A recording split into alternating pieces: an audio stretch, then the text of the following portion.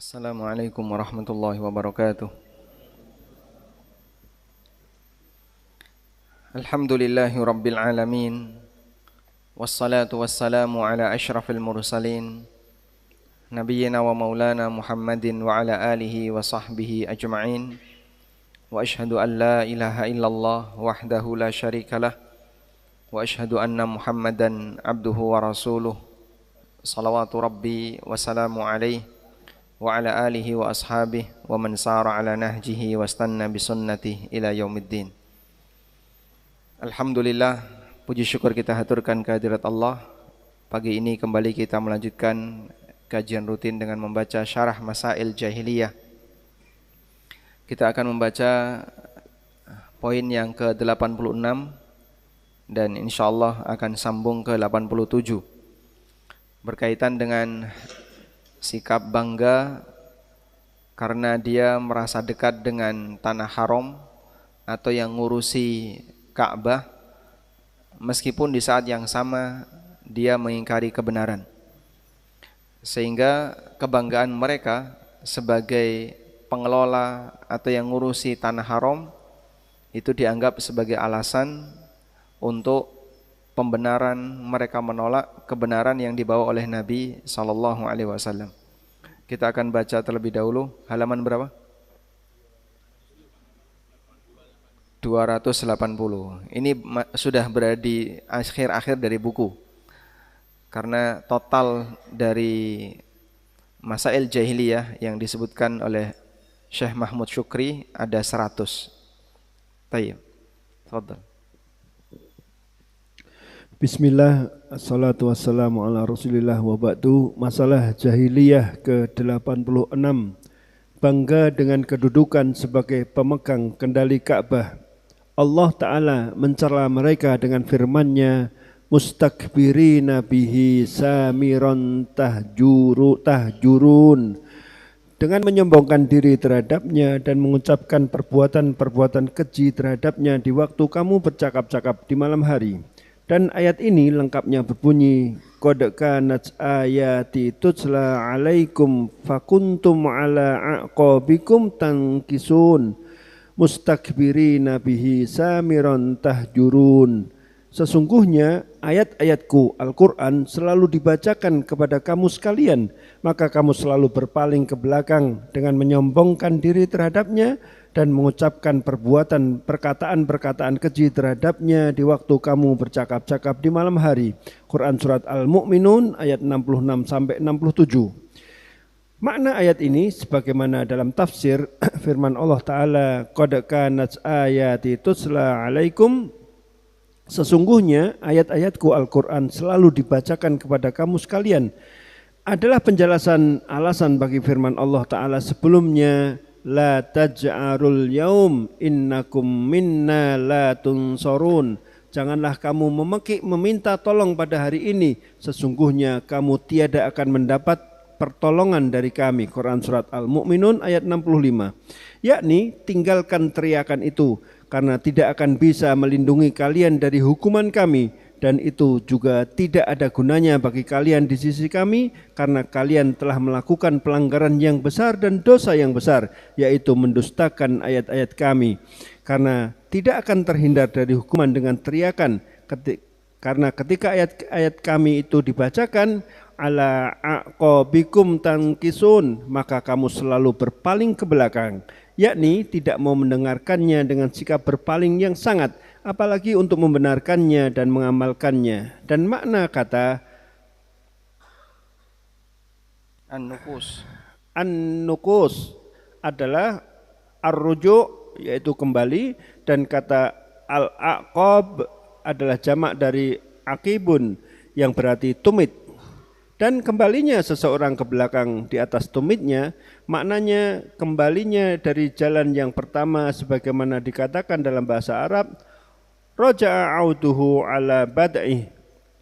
Firman Allah Ta'ala, mustakbirina bih, dengan menyombongkan diri terhadapnya, yakni terhadap Baitullah Al-Haram, Ka'bah, dengan huruf ba di sini adalah sababiyah, yaitu untuk menjelaskan sebab.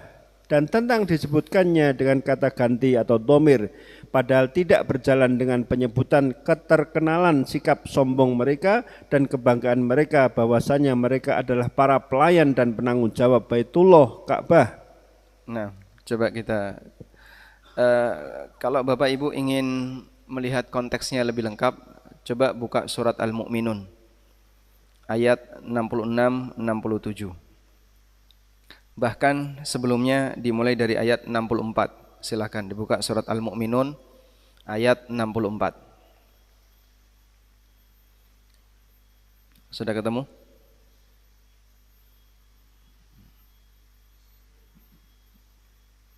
Tayyib. Allah Ta'ala berfirman di surat Al-Mu'minun ayat 64. Hatta idza akhadna mutrafihim bil adzabi idahum yaj'arun. Hingga ketika kami memberikan hukuman, kami menyiksa mutrafihim, pemuka-pemuka kaum mereka, orang-orang kaya di antara mereka, orang-orang yang punya posisi di antara mereka. Bil adzabi, kami berikan azab kepada mereka, idahum yaj'arun, maka mereka pun teriak-teriak minta tolong. La taj'arul yauma, pada hari ini kalian tidak perlu minta tolong. Innakum minna la tunsarun, kalian tidak akan ditolong, kalian tidak akan dibantu. Ada apa dengan kalimat ini? Coba kita lihat keterangan tafsir yang disebutkan oleh Al-Baghawi. Saya pilih Al-Baghawi karena ringkas dan mirip seperti Ibnu Katsir. Hatta idza akhadna mutrafihim, ketika kami memberikan hukuman kepada pemuka-pemuka mereka, aghniya'ahum wa ru'asa'ahum, orang-orang kaya di antara mereka dan gembong-gembong mereka. Bil azab, kami berikan azab. Qala Ibnu Abbas, kata Ibnu Abbas, yang dimaksud azab di sini adalah as-saifu yauma badrin, perang atau kekalahan ketika peristiwa perang Badar. Dan banyak tokoh-tokoh musyrikin pada saat kejadian perang Badar yang menjadi korban. Abu Jahal mati, Umayyah bin Khalaf mati, dan beberapa tokoh musyrikin yang lainnya mati di perang Badar. Ada juga yang menjelaskan makna Allah memberikan hukuman kepada mereka adalah al-ju', kelaparan, ketika Rasulullah SAW mendoakan mereka.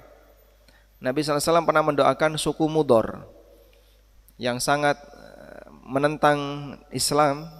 Kemudian beliau berdoa, Allahumma shdud wata'aka ala Mudor, ya Allah berikanlah bencana besar bagi suku Mudor, waj'alha alaihim sinina kasinni Yusuf, dan berikan kepada mereka kondisi paceklik seperti yang dialami di zaman Yusuf.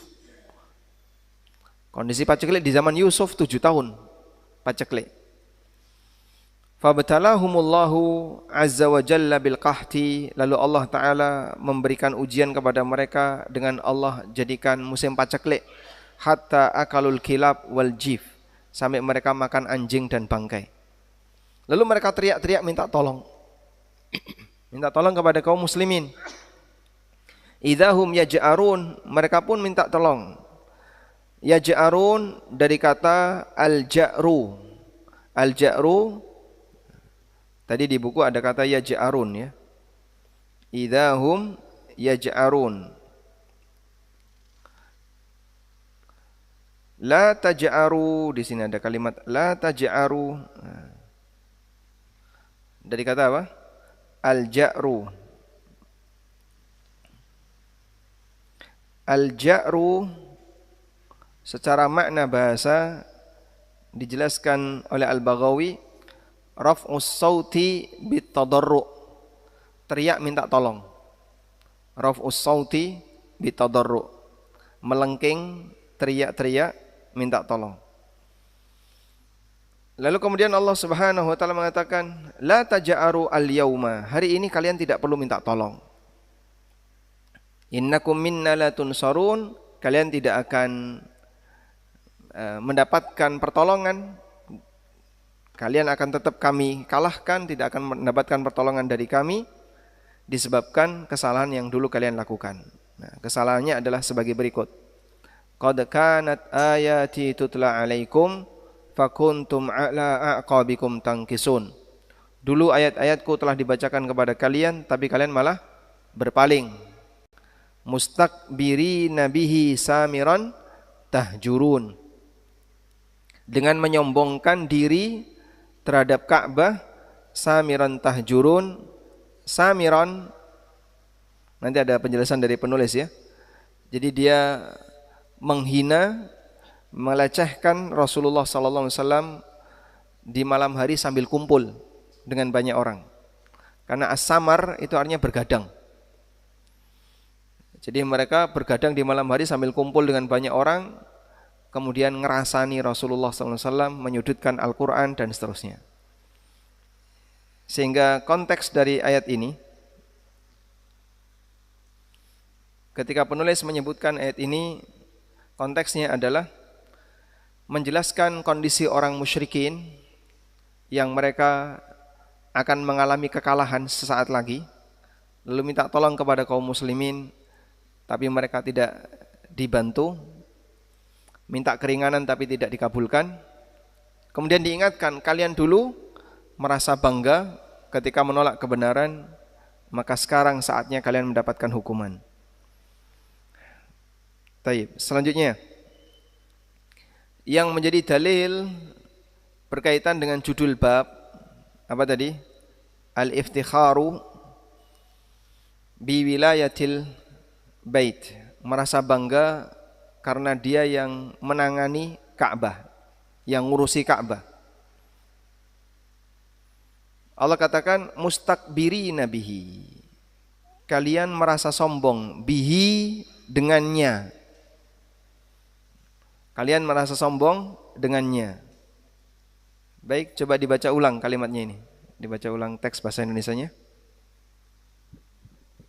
Firman Allah Ta'ala, mustakbirina bih, dengan menyombongkan diri terhadapnya, yakni terhadap Baitullah Al-Haram, yaitu Ka'bah. Dan huruf ba di sini adalah sababiyah, yaitu untuk menjelaskan sebab.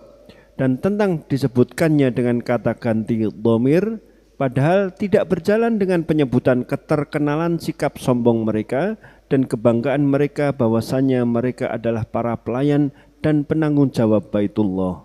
Baik. Di sini ada keterangan ba lis sababiyah. Ba lis sababiyah itu ba di sini ya. Mustakbirina bihi. Kalian bersikap sombong bihi, dengan sebab hi-nya. Nah, ba di sini namanya ba sababiyah, maka diartikan dengan sebab. Kalian menyombongkan diri dengan sebabnya. Baik. Kemudian nya di sini apa? Nya di sini apa? Ka'bah. Kalian menyombongkan diri dengan sebab Ka'bah. Jadi tinggal di tanah suci Mekah itu menyebabkan orang Mekah jadi sombong. Padahal Ka'bah apakah ternodai gara-gara perbuatan mereka?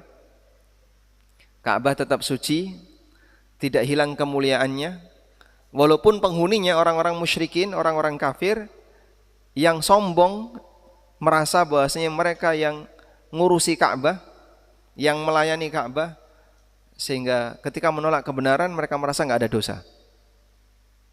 Bisa dipahami ya? Sehingga ba di sini disebut dengan ba yang menjadi penyebab. Penyebab kenapa mereka sombong? Karena mereka bertentangan dengan Ka'bah. Nah, nanti penulis akan menyebutkan konteks di masa belakangan di mana ada sebagian orang yang sombong karena dia merasa dekat dengan sesuatu yang mulia, sementara dia sendiri seorang penjahat. Nah, kemudian di sini dinyatakan dan disebutkan dengan dhamir. Coba teks Indonesianya ditampilkan, Mas. Di situ dinyatakan gimana? Dengan menggunakan kata dhamir. Coba dibaca kalimat itu. Dan tentang disebutkannya dengan kata ganti, yaitu dhamir, padahal tidak berjalan dengan penyebutan keterkenalan sikap sombong mereka dan kebanggaan mereka bahwasanya mereka adalah para pelayan dan penanggung jawab Baitullah. Baik. Kata ganti itu kan biasanya berlaku ketika kapan? Di depannya ada kata asli. Jadi kata ada dua. Kata zohir ini kata asli. Misalnya Ka'bah, masjid, buku, itu kata asli atau kata dohir, isim dohir. Dan ada domir atau kata ganti. Kata ganti itu biasanya berfungsi setelah kapan? Setelah disebutkan kata asli. Misalnya Budi bawa buku. Kemudian bawa buku fikih misalnya. Budi bawa buku fikih. Bukunya warna kuning. Nah, kita tahu nya di sini kembali ke fikih. Atau Budi punya buku fikih. Budi punya buku fikih. Bukunya di atas meja. Di atas meja. Berarti nya di situ kembali ke siapa? Kembali ke siapa? Hah? Budi. Kembali ke Budi. Bukunya maksudnya adalah buku Budi di atas meja. Paham ya? Jadi dengan menggunakan domir, maka kalimatnya akan lebih ringkas. Andai kan tidak ada kata ganti, Anda akan menyebutnya lebih panjang. Budi punya buku fikih. Buku fikihnya Budi di atas meja. Jadi kepanjangan ya. Maka dengan nyebutnya itu akan lebih ringkas. Dipahami ya? Baik. Yang aneh adalah ketika ada domir tanpa dohir. Yang aneh terjadi ketika kapan? Ada domir tanpa zohir. Ada domir tapi tidak ada isim atau kata benda asli sebelumnya. Ada domir tapi tidak ada kata benda asli sebelumnya. Paham?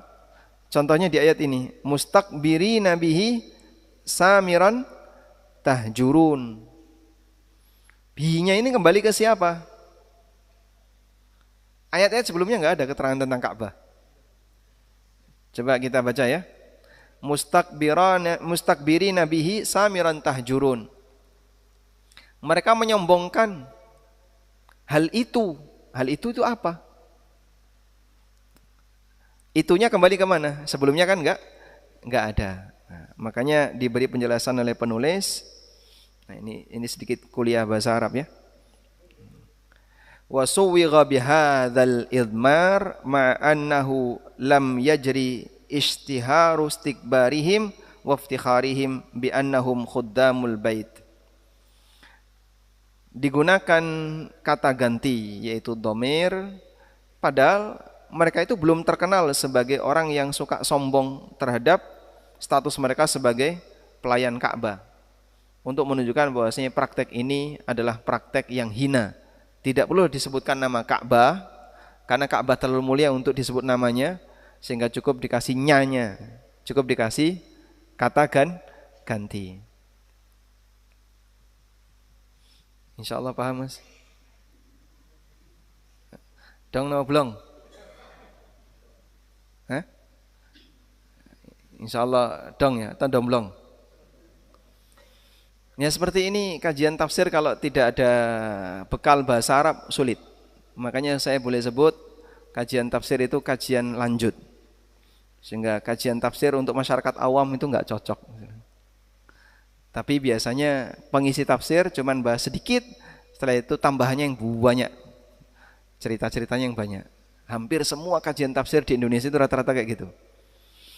Bukan kajian bahasa sebab jamaahnya enggak nyandak. dari sisi kajian bahasa. Baik, kita lanjutkan. Samiran. Samiron, bercakap-cakap di malam hari, yakni kalian begadang sambil ngobrol tentang Al-Quran dan mencelanya. Yang demikian itu adalah karena mereka biasa berkumpul di sekitar Ka'bah sambil begadang di malam hari. Dan acara begadang mereka itu kebanyakan adalah ngobrol tentang Al-Quran dan menyebut para sahabat beliau atau tentang itu semua. Bisa juga dari kata al-hujr dengan mendomahkan huruf ha yang berarti perkataan yang jelek. Maka Allah Ta'ala mengingkari mereka dengan firman-Nya, afalam yaddabbarul qawla am ja'ahum ma lam ya'ti aba'ahumul awwalin. Maka apakah mereka tidak memperhatikan perkataan kami, atau apakah telah datang kepada mereka apa yang tidak pernah datang kepada nenek moyang mereka dahulu? Quran surat Al-Mu'minun ayat 68. Yang menjadi maksud di sini bahwasanya di antara perkara jahiliyah adalah sikap sombong dan bangga diri karena kepemimpinan terhadap tempat-tempat yang dimuliakan. Sebagaimana sekarang banyak orang yang memiliki keadaan seperti itu yang mengklaim dirinya adalah orang terpandang karena hal itu. Di antara mereka ada yang mengklaim kemuliaan sebagaimana para rasul karena memegang kepemimpinan atas Mekah dan Madinah. Di antara mereka ada juga yang mengklaim kemuliaan karena kepemimpinan atas kuburan-kuburan dan makam-makam orang-orang saleh.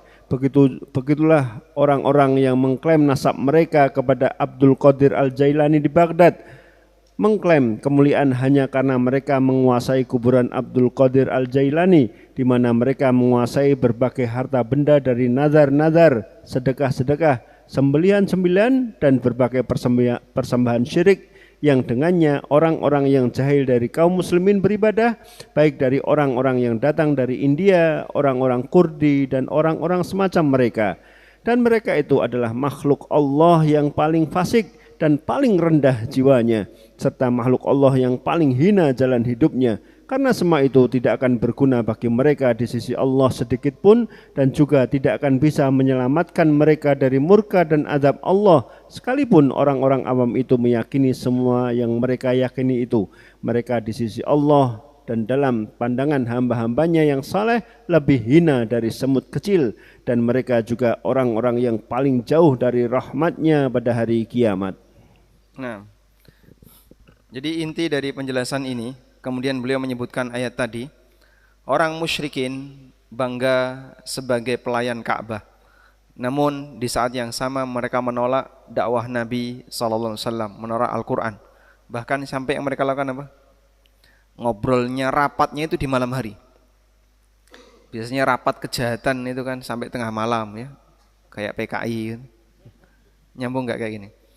Sehingga mereka rapatnya itu di malam hari, gimana caranya untuk bisa menyudutkan Al-Quran, gimana caranya untuk bisa menyerang Nabi SAW.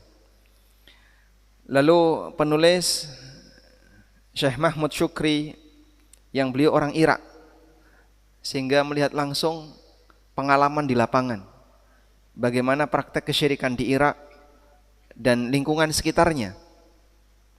Kemudian beliau menyebutkan ada orang yang bangga karena dia sebagai juru kunci masjid. Tapi di saat yang sama dia banyak menipu masyarakat. Dengan cara apa? Minta duit. Ada yang bangga karena dia merasa keturunan Abdul Qadir Al-Jailani. Abdul Qadir Al-Jailani hidup di abad 5 Hijriah. Sehingga dia bangga sebagai keturunan orang soleh. Tapi di saat yang sama dia menolak kebenaran. Atau bangga dia adalah orang yang dekat dengan tempat suci A, tempat suci B, dan seterusnya. Padahal dekat dengan tempat suci tidak mensucikan jiwa. Abu Darda itu pernah ngajak Salman Al-Farisi. Abu Darda dan Salman ini dua sahabat yang dipersaudarakan oleh Nabi SAW. Abu Darda pernah ngajak Salman Al-Farisi untuk pindah ke Baitul Maqdis. Karena Baitul Maqdis itu dinyatakan oleh Allah Ta'ala sebagai Ardul Muqaddasah, bumi yang disucikan. Tapi Salman menolak. Salman menolak, lalu Salman mengatakan, innal ardal muqaddasata la tuqaddisu ahada. Tanah yang suci itu tidak bisa membuat penghuninya jadi suci. Walaupun Baitul Maqdis itu dihuni oleh Yahudi, apakah mereka akan dapat jaminan surga? Apakah mereka dapat jaminan surga, jamaah? Tidak. Karena tanah yang suci ketika penghuninya adalah penjahat, sama saja. Sebagaimana kota Mekah dulu dihuni oleh para penjahat, para musuh Nabi sallallahu alaihi wasallam. Maka jangan bangga hanya sebatas karena posisi, karena itu sama sekali tidak memberikan pengaruh bagi kita di hadapan Allah Subhanahu wa taala. Ada orang misalnya bangga tonggone kiai. Tonggone kiai tok, tapi nek ra tau ngaji padha wae. Bangga tonggone pondok misalnya. Ada enggak? Aku manggon ning kene lho, tonggone pondok iki, tonggone pondok. Cuman tonggone pondok. Terus kamu dapat apa di situ? Oh, daganganku laris. Dia buka kantin yang kemudian para santri beli di situ. Hanya untuk manfaat duniawi yang bisa dia dapatkan. Tapi dia enggak dapat pengaruh ilmunya. Maka hal yang percuma ketika ada orang bertetangga dengan kiai, bertetangga dengan pondok, bertetangga dengan orang saleh, tapi dia tidak ketularan kebaikan berupa ilmu maupun ketakwaan dari tokoh yang ada di situ. Wallahu alam. Baik.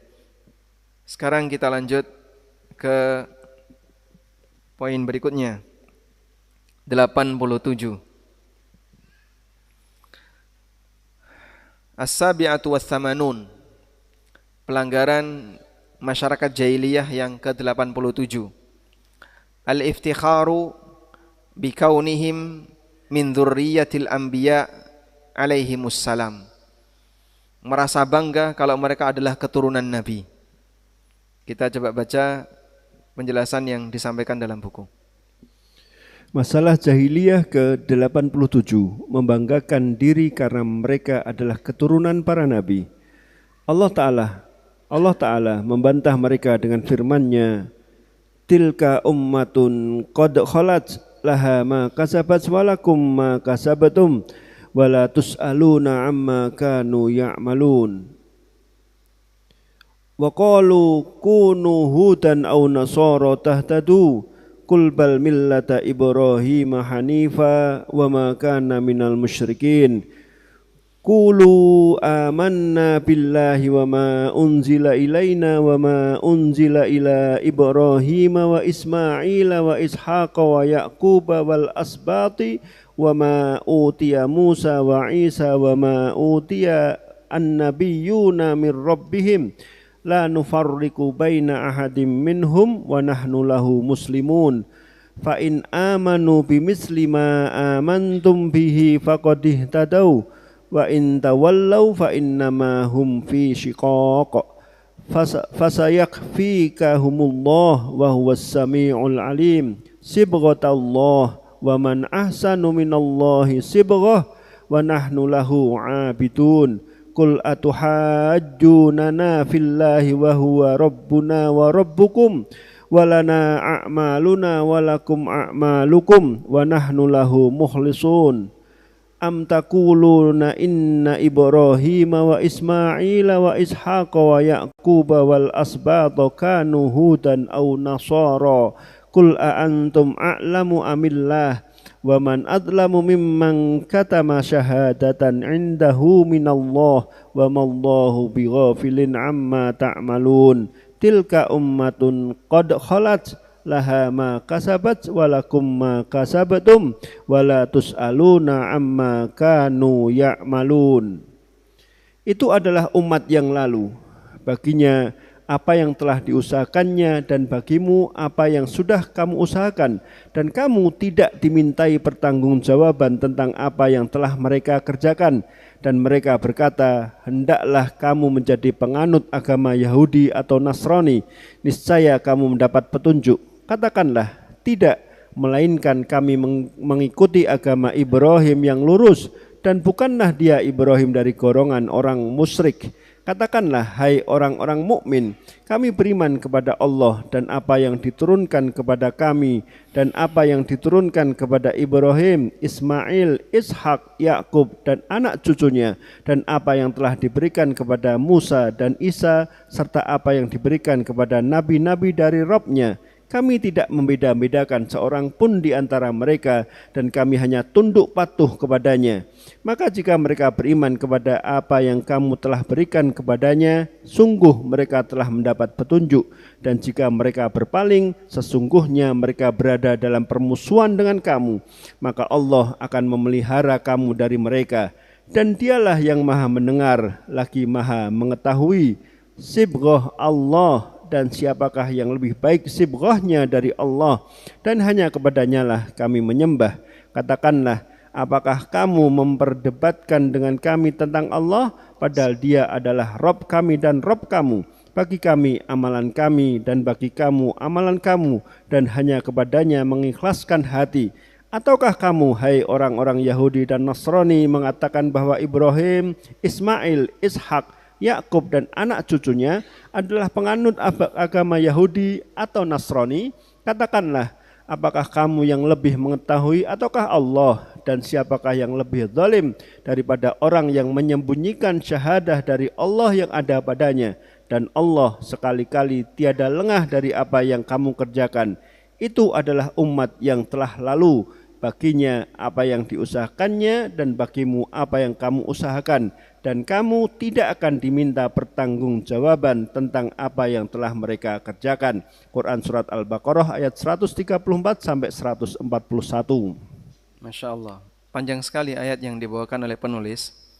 Padahal kalau di buku itu hanya satu, tapi kemudian didetailkan oleh penerjemah, lalu disebutkan banyak ayat seperti yang termaktub di buku terjemah. Jadi beberapa ayat yang tadi kita baca, mulai dari ayat 135 sampai 141, ini bercerita tentang bagaimana klaim sepihak orang Yahudi yang merasa paling benar. Kemudian mereka merasa merekalah keturunan para nabi. Kemudian bantahan yang diberikan oleh Allah kepada mereka, termasuk pernyataan orang Yahudi bahwa tidak ada yang bisa masuk surga kecuali yang beragama Yahudi atau Nasrani. Mereka juga mengklaim Ibrahim, Ismail, Ishak itu Yahudi. Dan ada yang mengatakan Ibrahim, Ismail, Ishak itu Nasrani. Jadi di sekian ayat tadi isinya klaim orang Yahudi dan Nasrani, ahli kitab, bantahan yang diberikan oleh Allah, dan pelurusan. Allah meluruskan pemahaman yang tepat seperti apa yang harus dipahami oleh seorang mukmin. Udah, coba kita lihat. Silakan dibuka mushafnya. Wa qalu kunu hudan aw nasara tahtadu. Mereka mengatakan, jadilah Yahudi atau Nasrani, tahtadu, kalian niscaya akan mendapatkan petunjuk. Qul, jawablah, bal millata Ibrahim hanifa. Tapi hakikat dari petunjuk itu adalah agama Ibrahim yang hanif. Wa makana minal musyrikin, dan Ibrahim bukan orang musyrik. Sementara Yahudi orang musyrik, mereka menyekutukan Allah dengan siapa? Uzair. Dan orang Nasrani musyrik, mereka menyekutukan Allah dengan Isa. Qulu, ucapkanlah, kalimat ini. Ikrar yang benar adalah engkau beriman kepada Allah dan beriman kepada apa yang diturunkan oleh Allah kepada kami, serta apa yang diturunkan kepada Ibrahim, Ismail, Ishak, Yakub, dan Al-Asbat. Apa yang dimaksud dengan Asbat? Apa yang dimaksud dengan Al-Asbat? Al-Asbat, kalau bahasa umumnya Sabatian, itu keturunan Yakub. Dalam Al-Quran disebut Al-Asbat, Sabatian, yang tinggal di Syam. Kemudian kalian beriman kepada apa yang diturunkan kepada Al-Asbat, yaitu para keturunan Yakub. Wa ma utiya Musa wa Isa, dan yang diberikan kepada Musa dan Isa. Wa ma utiyan nabiyyuna mir rabbihim, dan yang diberikan kepada para nabi setelah mereka. min rabbihim, dari Rabb mereka. La nufarriqu baina ahadim minhum, kami tidak membeda-bedakan satu pun di antara mereka.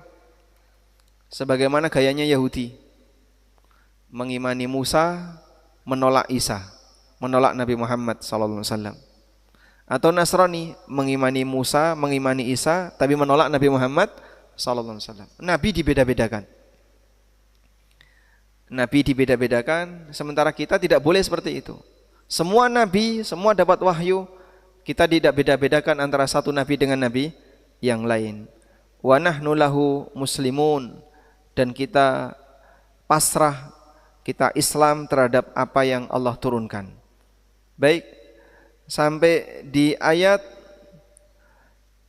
139 ini isinya penjelasan gimana cara yang benar kalau orang mau beriman. Coba Anda lihat 137, Allah mengatakan, fa in amanu bimithli ma amantum bihi faqad ihtadaw. Kalau mereka beriman sebagaimana imannya kalian. Kalian di sini siapa? Hah? Para sahabat. Kalau mereka orang Yahudi dan Nasrani itu beriman sebagaimana imannya kalian, kalian di sini adalah para sahabat. Jadi di atas mereka mengklaim yang dapat petunjuk itu, yang bisa masuk surga itu Yahudi dan Nasrani. Lalu di bagian bawah Allah mengatakan, kalau kalian beriman sebagaimana, kalau mereka beriman sebagaimana imannya kalian, wahai para sahabat, faqad ihtadaw, maka mereka akan mendapatkan petunjuk. Ini ayat yang menegaskan bahwa Allah menjadikan imannya para sahabat sebagai standar iman yang benar. Imannya para sahabat Allah jadikan sebagai standar cara beriman yang benar. Sehingga beriman yang ideal itu kayak apa? Ikutilah imannya para sahabat. Itulah beriman yang ideal. Bisa dipahami ya? Nah, karena itu Ibnu Qayyim rahimahullah ketika menjelaskan ayat ini, beliau mengatakan ayatnya berbunyi, jika mereka beriman sebagaimana imannya para sahabat mereka dapat petunjuk. Berarti makna kebalikannya, jika mereka tidak beriman sebagaimana imannya para sahabat, mereka tersesat. Maka dalam urusan iman Allah jadikan sahabat itu sebagai standar. Karena begini Pak, ada perintah, berarti ada penilaian. Apakah orang ini telah menjalankan perintah atau belum? Penilaian seseorang telah menjalankan perintah atau belum, itu ada grade-nya. Ada yang sempurna, ada yang di bawahnya, dan ada yang di bawahnya lagi, dan demikian seterusnya. Begitu ya? Sehingga ketika seorang hamba diperintahkan oleh Allah untuk beriman, maka ada nilai. Terus tingkatan orang dalam menjalankan perintah itu ada tingkatannya. Nah, terus yang paling ideal yang kayak apa? Allah kasih yang paling ideal adalah para sahabat. Sehingga ketika Allah tunjukkan yang paling ideal, maka yang lain tinggal ngikutin. Ikutin seperti ini, kamu akan mendapatkan iman yang ideal. Kemudian mereka mengklaim bahwa Yahudi, bahwa Ibrahim, Ismail, Ishak, Yakub dan Al-Asbat itu agamanya Yahudi dan Nasrani. Di ayat 140. Am taquluna inna Ibrahim wa Ismail wa Ishaq wa Yakub. Apakah kalian merasa bahwa Ibrahim, Ismail, Ishak dan Yakub serta Al-Asbat. Al-Asbat tadi siapa? Anaknya Yakub. Anak-anaknya Yakub.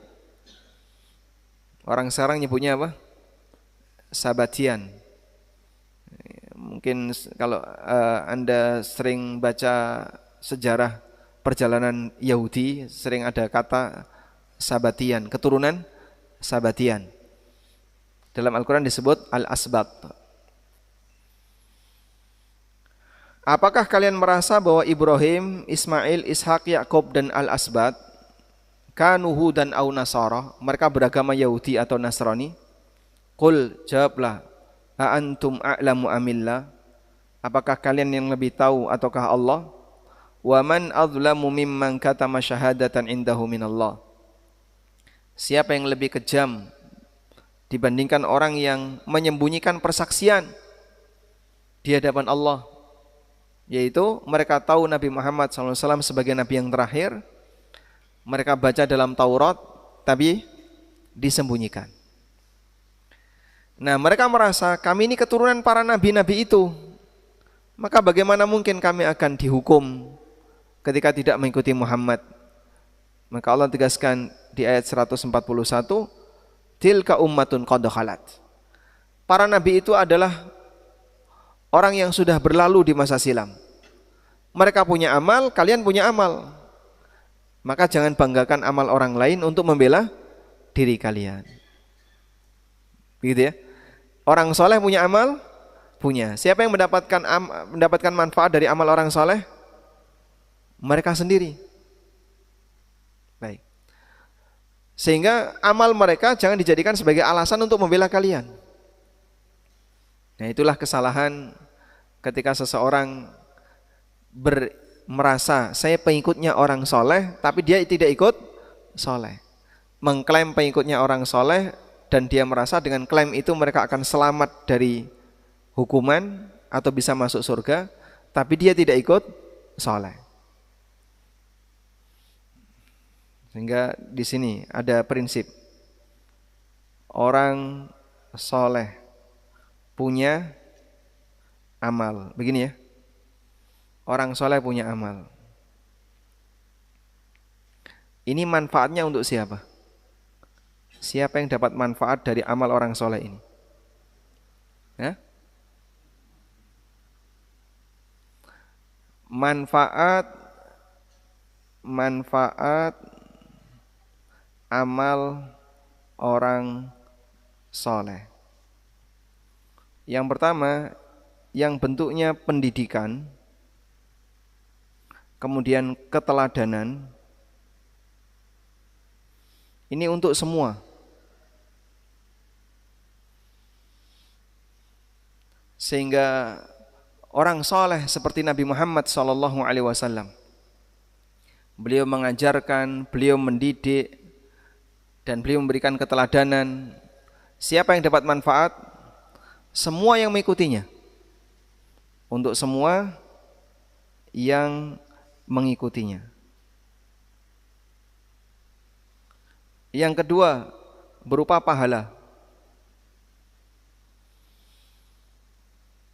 Orang soleh punya pahala. Siapa yang mendapatkan manfaatnya? Beliau sendiri.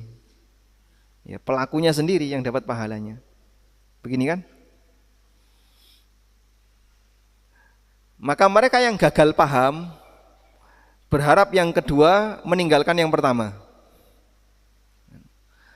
Dalam urusan keteladanan, pendidikan, sunnah ditinggalkan. Ah, itu cuman sunnah kok, cuman sunnah. Selalu ngomong kayak gitu.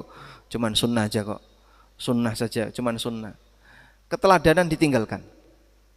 Yang seharusnya itu yang ditiru, tapi ditinggalkan. Di saat yang sama, dia berharap syafaat dan lubering pahala, ganjaran yang luber lalu menimpa dirinya. Maka kamu kalau baca salawat atau baca Fatihah, hadiahkan untuk Nabi SAW biar nanti luber. Nah, ketika luber kan mengenai orang yang di bawahnya. Pertanyaannya, yang di bawahnya itu siapa? Yang mengikuti sunnah beliau. Nah, berarti yang mengikuti sunnah yang kena. Yang tidak mengikuti sunnah malah nggak dapat. Kalau kita bicara siapa yang berada di bawahnya, bisa dipahami ya? Ini berlaku untuk siapapun, kiai, tokoh, ulama, dan seterusnya. Mereka adalah orang soleh, mereka punya amal. Maka amal orang soleh ini ada yang bentuknya pendidikan, keteladanan. Kalau kamu tiru seperti ilmunya kiai itu, keteladanan yang beliau sampaikan, kau akan dapat pahala. Kau bisa dapat manfaat dari situ. Tapi kalau cuman yang dicari adalah, oh saya itu muridnya mbah ini, murid keturunan kesekian dan seterusnya, ya percuma saja. Kalau cuman ngeklaim pahalanya, Karena pahala orang soleh itu untuk dirinya.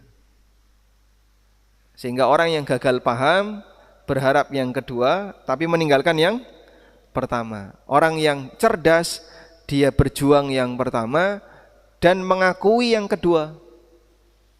Mengakui kedua itu, kita mengakui Nabi Muhammad SAW itu orang soleh, jaminan surga, tapi itu untuk beliau. Nah, kalau kita ingin seperti itu, berusahalah untuk meniru keteladanan beliau, sunnah beliau, dan seterusnya. Ayat seperti itulah yang ditanamkan oleh Allah dalam ayat ini. Prinsip seperti ini ditanamkan oleh Allah dalam ayat ini. Tilka ummatun qad khalat. Ya, para nabi itu umat yang sudah berlalu. Laha ma kasabat walakum ma kasabtum. Mereka mendapatkan pahala sesuai yang mereka kerjakan dan kalian dapat balasan sesuai yang kalian kerjakan. Wala tus'aluna amma kanu ya'malun, dan kalian tidak akan ditanya terhadap apa yang telah mereka kerjakan. Artinya kalian tidak bisa membela diri kalian dengan amal orang lain. Maka kalaupun mereka soleh, itu tidak bermanfaat bagi yang lain jika orang lain tidak meniru kesolehan mereka. Wallahu a'lam. Baik, sekarang kita baca keterangan penulis. Firman Allah Ta'ala, tilka ummatun qad khalat, itu adalah umat yang lalu, adalah isyarat kepada Nabi Ibrahim alaihissalam dan anak cucu beliau dalam firman-Nya sebelumnya, wa may yarghabu am millati Ibrahim illa man safiha nafsah wa laqad istafainahu fid dunya wa innahu fil akhirati laminas salihin. Dan tidak ada yang benci kepada agama Ibrahim kecuali orang yang memperbodoh dirinya sendiri. Dan sungguh kami telah memilihnya di dunia dan sesungguhnya dia di akhirat benar-benar termasuk orang yang saleh. Quran Surat Al-Baqarah ayat 130. Kata ummah memiliki sejumlah makna dan yang dimaksud di sini adalah jamaah. Kata ummah adalah akar kata dari kata amma yang bermakna menyengaja. Dan suatu jamaah yang disatukan oleh suatu perkara, baik satu agama atau satu zaman atau satu tempat disebut sebagai umat. Dan adalah sebagian mereka memimpin sebagian yang lain dan saling menginginkan. Kata khalat dari kata al-khalau yang bermakna yang berlalu dan bermakna dasarnya adalah menyendirihi. Laha ma kasabat walakum ma kasabatum, baginya apa yang telah diusahakannya dan bagimu apa yang sudah kamu usahakan. Maknanya bahwasanya pernyataan kalian menasabkan diri kalian kepada mereka tidak berarti bahwa kalian mendapatkan manfaat dari amal-amal mereka, karena yang akan mendatangkan manfaat bagi kalian adalah sikap kalian meneladani dan mengikuti mereka. Sebagaimana Rasulullah sallallahu alaihi wasallam bersabda, ya ma'sara Quraisyin in aulan nasi bin nabiyyin inna aulan nasi bin nabi, ya ma'sara Quraisyin inna aulan nasi bin nabiyil muttaqun fakunu bisabilin min dzalik fanzuru alla yalqani annasu yahmiluna al-a'mal wa talqauni bid-dunya tahmilunaha fa'asudda ankum biwajhi. Wahai kaum Quraisy, sesungguhnya orang yang paling utama menisbatkan dirinya kepada Nabi itu adalah orang-orang yang bertakwa. Maka jadilah kalian orang-orang yang mengikuti jalan itu. Maka perhatikanlah agar jangan sampai orang-orang selain kalian bertemu denganku sambil membawa amal-amal kebajikan, sementara kalian bertemu denganku dengan membawa dunia, lalu wajahku terhalang dari kalian. Dan hadis ini semakna dengan firman Allah Ta'ala, ya ayyuhan nasu inna khalaqnakum min dzakarin wa untha wa ja'alnakum syu'uban wa qabaila lita'arafu inna akramakum indallahi atqakum. Hai manusia, sesungguhnya kami menciptakan kamu dari seorang laki-laki dan seorang perempuan dan menjadikan kamu berbangsa-bangsa dan bersuku-suku supaya kamu saling kenal mengenal. Sesungguhnya orang yang paling mulia di antara kamu di sisi Allah ialah orang yang paling bertakwa di antara kamu. Quran Surat Al-Hujurat ayat 13. Baik, kita naik lagi ke atas ya. Tadi penulis menyebutkan kata al-ummah itu memiliki banyak makna. Dan jika kita perhatikan dalam Al-Quran, kata al-ummah itu punya 4 makna. Kata al-ummah dalam Al-Quran ada berapa? Ada 4 makna. Nah, kita bisa mengetahui makna yang mana yang kepakai tergantung konteks. Makna yang pertama adalah sekelompok orang. Sekelompok orang. Sekelompok manusia. Seperti firman Allah di surat yang tadi kita baca, Al-Baqarah 141, tilka ummatun qad khalat. Itu adalah sekelompok manusia yang sudah berlalu. Kemudian makna yang kedua dari kata ummah adalah pemimpin. Ini contohnya di surat, kalau tadi ummah yang artinya sekelompok manusia, ini ada di surat apa tadi? Al-Baqarah ayat 141. Makna umat yang kedua adalah pemimpin. Allah menyebut Ibrahim sebagai ummatan qanitan lillahi hanifa.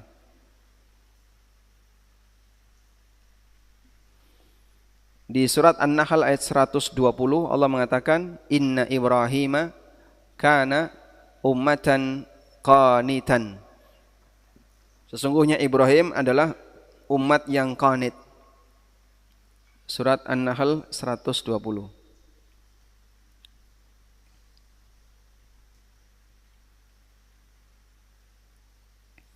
Kemudian makna umat yang ketiga adalah waktu. Ini seperti yang Allah sebutkan di surat Yusuf. Allah Ta'ala mengatakan waddakara ba'da ummatin ana unabbi'ukum.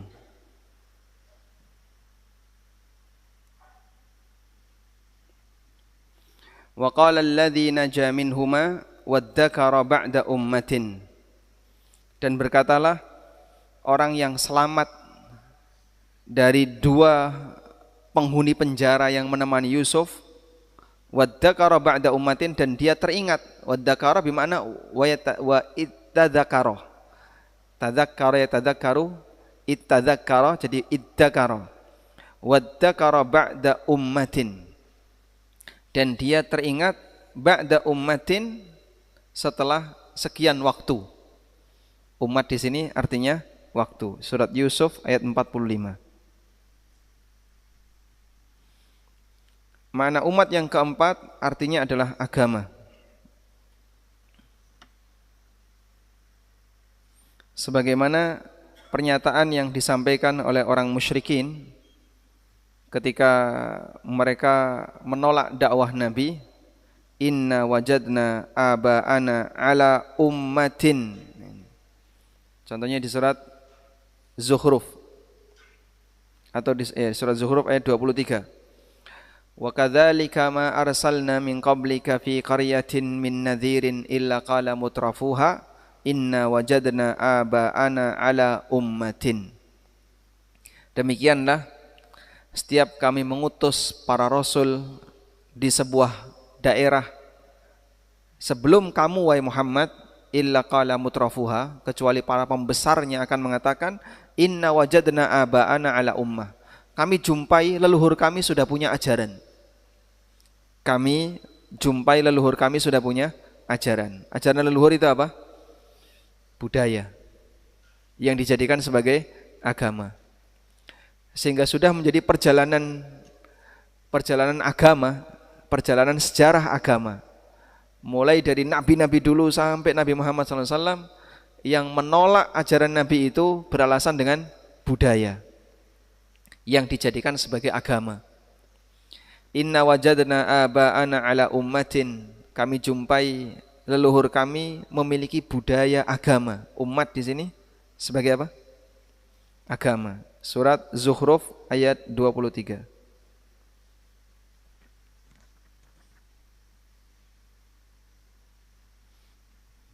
Baik, ini makna kata umat dalam Al-Quran.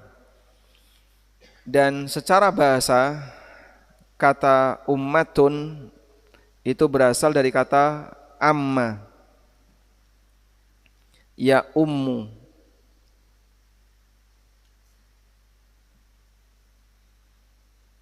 Yang artinya al-qasdu, sengaja. Sengaja. Maka dalam bahasa Arab amin dengan mim ditasydid, amin, amina, itu artinya orang yang bersengaja. Orang yang bersengaja. Sampai para ulama mengatakan kalau ada orang yang sholat lalu dia membaca waladdallin amin, batal sholatnya. Karena dia bicara. Dia berbicara ketika sholat. Dan berbicara ketika sholat bisa membatalkan sholat.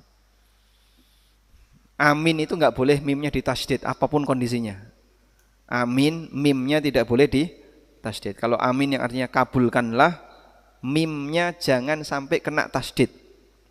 Mau panjang, mau pendek, pokoknya enggak boleh kena tasydid. Seperti yang Allah sebutkan di surat Al-Maidah. Awal dari surat Al-Maidah, Allah mengatakan tentang orang yang melakukan perjalanan menuju Masjidil Haram. Allah mengatakan di sini, Ya ayyuhalladzina amanu la tuhillu sya'airallah wala syahral harama walal hadya walal qalaida wala aminal baital haram. Amin di situ artinya orang-orang yang sengaja melakukan perjalanan menuju Baitul Haram. Orang yang sedang melakukan perjalanan menuju Baitul Haram jangan diganggu. Maka saat sholat waladdallin, amin, orang yang sengaja gitu. Ini ngomong apa gitu. Harusnya kan apa? Kabulkanlah. Tapi dia salah baca. Baik. Selanjutnya penulis tadi menyebutkan laha maka sabat walakum maka sabatum. Masing-masing punya amalan. Sehingga kalaupun kalian mengklaim kami adalah keturunan Nabi, kami ini, enggak ada gunanya.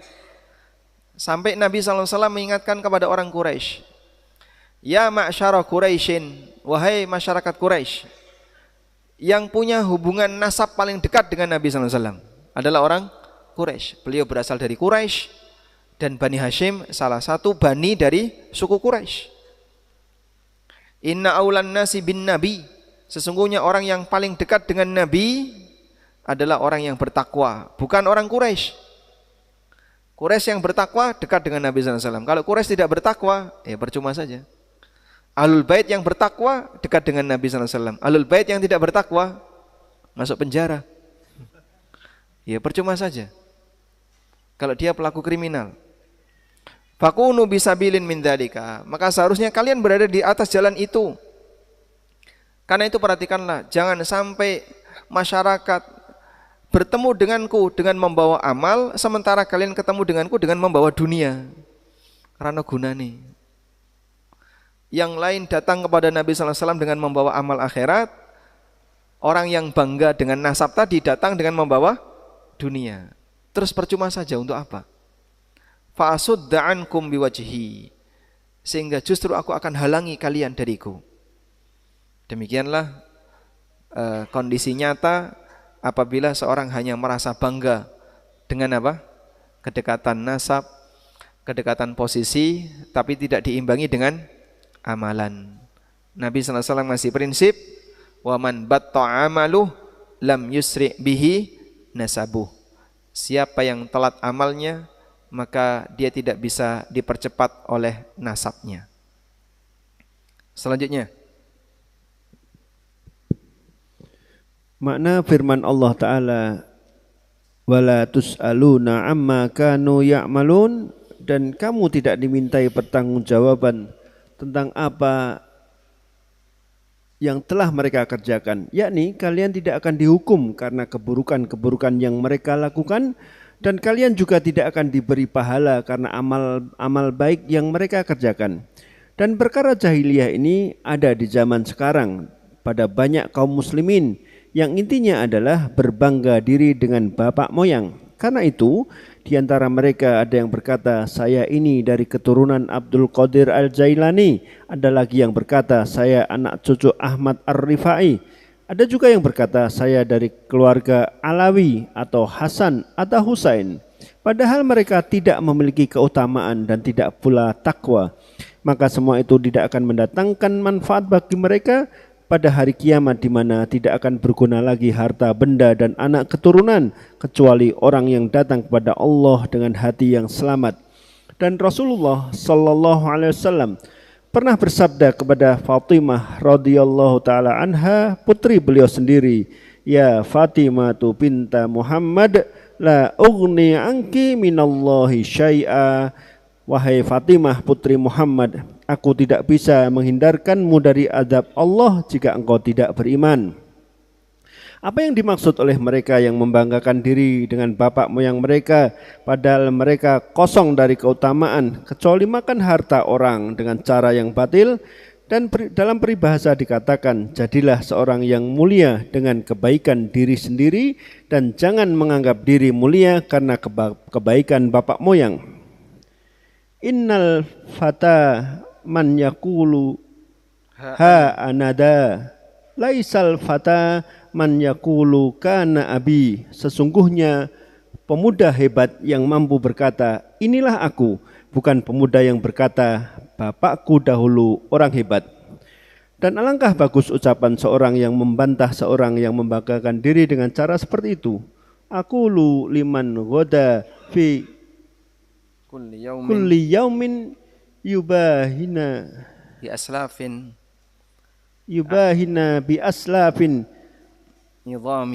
idhami. Aku katakan bagi orang yang di pagi hari setiap hari membanggakan diri kepada kami dengan nenek moyang mereka yang sudah menjadi tulang.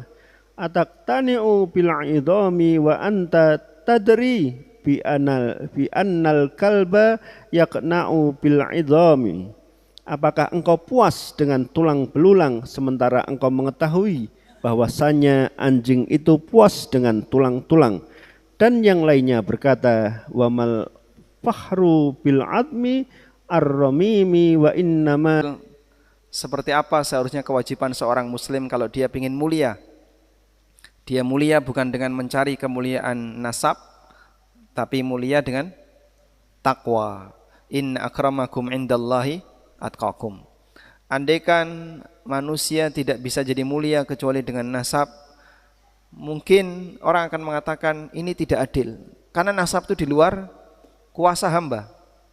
Ya, misalnya bapak saya pengen punya nasab, keturunan nasab yang bagus, tapi lahir dari nasab yang kurang bagus. Bisa nggak milih? Nah, bisa milih nasab nggak sebelum lahir? Nggak bisa. Sehingga pengen lahir dari ranjang orang kaya, tapi ternyata lahir dari kaya utang misalnya kan. Manusia tidak bisa milih nasab, tidak bisa milih orang tua. Maka andaikan nasab itu satu-satunya sumber kemuliaan, maka tentu saja keadilan Allah ada yang cacat di sana. Tapi Allah nyatakan in akramakum indallahi atqakum. Sampai Fatimah radhiyallahu anha yang menjadi titik sentral nasab kepada Nabi sallallahu alaihi wasallam. Jadi orang sekarang yang ngaku alul bait itu kan keturunan Fatimah. Fatimah sendiri dinyatakan oleh Nabi sallallahu alaihi wasallam, "Wahai Fatimah bintu Muhammad, sali mimma lima syi'ti, kau boleh minta hartaku sesukamu. La ughni anki minallahi syai'ah, tapi aku tidak sanggup untuk menyelamatkanmu di hadapan Allah sepeser pun." Itu Fatimah. Apalagi yang anak cucu yang enggak jelas bawahnya. Nomor berapa enggak tahu, dan itu benar atau tidak wallahu alam. Bukan berarti kita mengingkari ada alul bait, tapi merasa bahasanya hanya dengan bermodal sebagai orang yang punya nasab baik, namun dia tidak memiliki amal, percuma saja. Sebab kita tidak dihisab karena nasab, tapi kita dihisab karena amal. Wallahu alam. Walhamdulillahi rabbil alamin. Demikian yang bisa kita sampaikan, semoga bermanfaat. Wassallallahu ala nabiyyina Muhammadin wa ala alihi wa sahbihi wasallam. Jazakallahu khairan Ustaz atas kajian di pagi hari ini. Ada satu pertanyaan. Jika seseorang menikah dengan pasangan yang fisiknya kurang bagus, tidak cantik atau tidak ganteng dan kurang menarik, namun dia bersabar dan tidak berpisah dengannya, apakah seseorang itu mendapatkan pahala?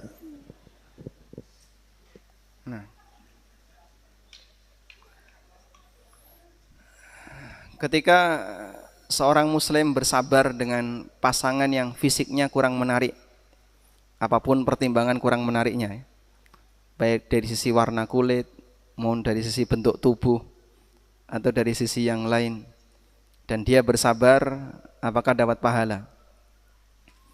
Wallahu alam, kami tidak menjumpai dalil tentang itu. Atau Bapak ada dalil? Tapi ada satu kisah yang pernah disampaikan oleh Ibnul Jauzi dalam Saidul Khatir. Ibnul Jauzi menyebutkan ada seorang ulama namanya Abu Utsman An-Naisaburi. Abu Utsman ini hidup di abad 3 Hijriah. Abu Utsman An-Naisaburi pernah ditanya oleh seseorang, "Ayu amalin arja minka?" Amal apakah yang paling kau harapkan menghasilkan pahala paling besar? Amal apa yang pernah kau lakukan yang kau berharap bisa menghasilkan pahala yang paling besar? Beliau tidak cerita tentang tahajud, beliau tidak cerita tentang pengalaman belajar atau tentang puasanya atau ibadah yang lain. Tapi yang beliau ceritakan tentang kesabaran beliau mendampingi istrinya yang secara penampilan fisik sangat tidak menarik. Jadi beliau bercerita, waktu saya masih muda, keluargaku itu sering menyuruhku untuk segera menikah, tapi aku selalu menolak. Hingga satu saat saya mendapatkan penawaran seorang wanita, tapi saya penasaran. Akhirnya tanya, di mana bapaknya? Kemudian didatangi bapaknya. Wa kana faqiran, dan bapaknya ini orang yang sangat miskin. Karena merasa iba, dia pun bersedia. Fa fariha bidzalik, bapaknya merasa senang ada seorang pemuda mau nikah dengan putrinya. Akhirnya dinikahkan oleh sang bapak, kemudian dipertemukan dengan putrinya.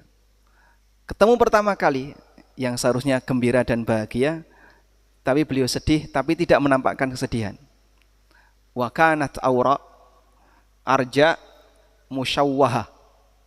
Istrinya ini buta sebelah, pincang, wajahnya tidak cantik. Lawannya apa? Ya, pakai ungkapan lawannya ya, tapi saya menggunakan yang lebih sopan. Wajahnya tidak cantik. Tapi beliau bersabar untuk mendampingi istri seperti ini dan tidak berpisah sampai istrinya mati. Selama berapa lama? 15 tahun. Fahadha arja amalin indi. Lalu kata Abu Utsman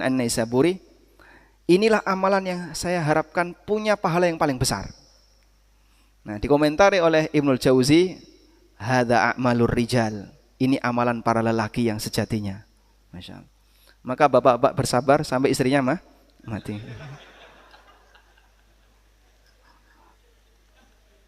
Ketika Anda misalnya mendapatkan pasangan yang mungkin kurang menarik, tapi Anda bersabar, sabarnya ini yang jadi amal.